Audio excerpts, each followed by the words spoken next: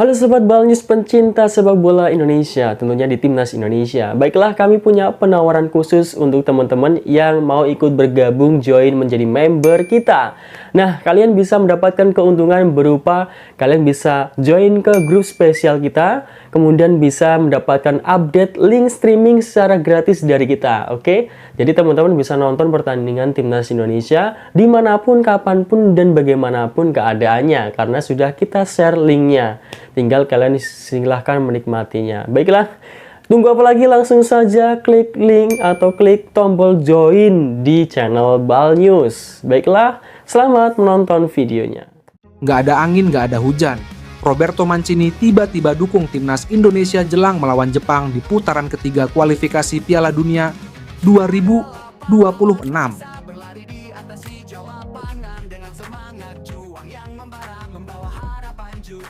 Dalam perkembangan yang mengejutkan di dunia sepak bola Asia, mantan pelatih tim nasional Arab Saudi Roberto Mancini menyatakan keyakinannya bahwa Indonesia memiliki peluang besar untuk mengalahkan Jepang di putaran ketiga kualifikasi Piala Dunia 2026.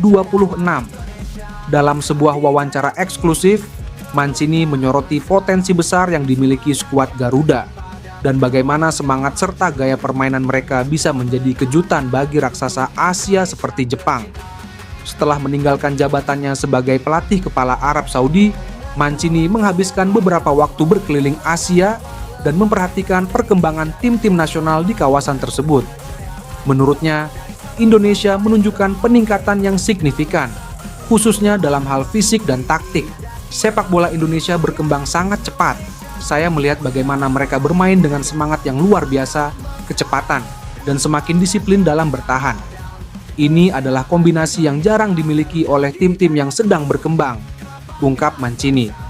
Dia juga memuji peran pelatih Shin Tae-yong, yang menurutnya berhasil membentuk tim Indonesia menjadi lebih solid dan terorganisir. Shin Tae-yong memiliki pengalaman internasional yang kuat. Dia tahu bagaimana memaksimalkan potensi pemainnya, terutama dalam menghadapi lawan-lawan yang secara tradisional lebih kuat, kata Mancini. Mancini memberikan pandangan strategis mengenai bagaimana Indonesia bisa mengatasi Jepang, yang dikenal sebagai salah satu tim terkuat di Asia. Menurutnya, meskipun Jepang memiliki teknik yang sangat baik, mereka mungkin kesulitan menghadapi tim yang bermain agresif dan cepat. Jepang seringkali bermain dengan pola yang terstruktur, tetapi mereka rentan terhadap serangan balik cepat. Jika Indonesia bisa memainkan permainan yang lebih ofensif dengan transisi yang cepat, Jepang bisa kewalahan, jelasnya. Selain itu, Mancini menyoroti bahwa Jepang terkadang memiliki kelemahan di lini belakang saat menghadapi serangan-serangan dari sayap. Indonesia memiliki beberapa pemain sayap cepat yang bisa memanfaatkan celah di pertahanan Jepang. Ini adalah titik lemah yang harus dieksplorasi oleh Indonesia, tambahnya. Timnas Indonesia naik ke posisi 2 klasemen sementara grup C kualifikasi Piala Dunia 2026 zona Asia kelar melawan Jepang pada Jumat, 15 November 2024. Namun, ada syarat yang harus dipenuhi jika kondisi atas bisa terjadi. Pertama, skuad Garuda, julukan Timnas Indonesia, wajib menang atas Jepang, tim yang kini menduduki peringkat 15 dunia.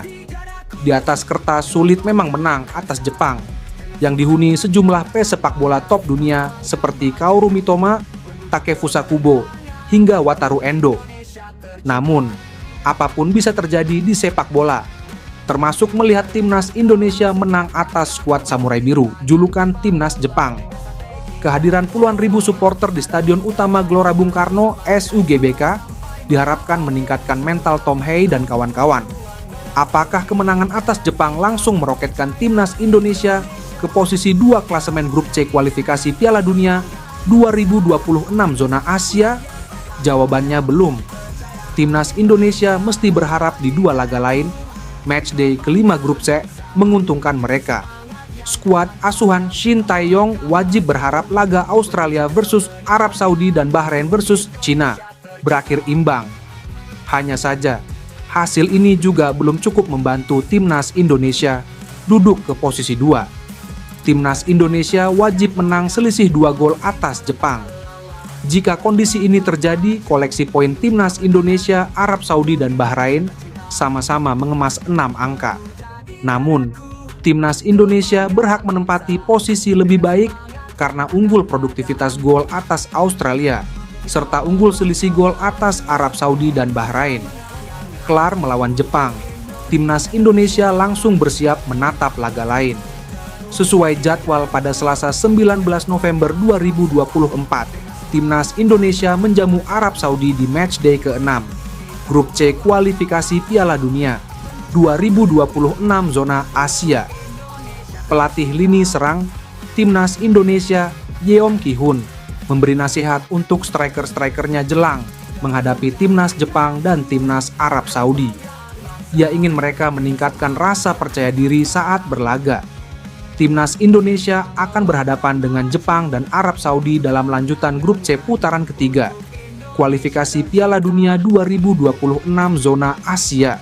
Skuad Garuda akan menjamu dua tim itu di Stadion Gelora Bung Karno, SUGBK, Jakarta.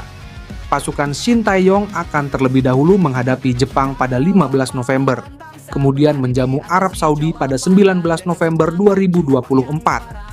Menjelang pertandingan itu, persiapan terus dimatangkan oleh timnas Indonesia. Yeom mempunyai pesan penting sebelum para striker timnas Indonesia beraksi di pertandingan itu. Ia menegaskan, para penyerang harus bisa mempunyai mental baja untuk mencetak gol.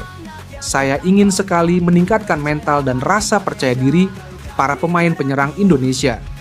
Mereka harus punya keyakinan bisa mencetak gol kapan saja, kata Yeom dikutip dari kanal YouTube Timnas Indonesia, Rabu, 6 November 2024. Untuk pertandingan kontra Jepang dan Arab Saudi, Timnas Indonesia telah memanggil 8 penyerang termasuk 3 striker murni.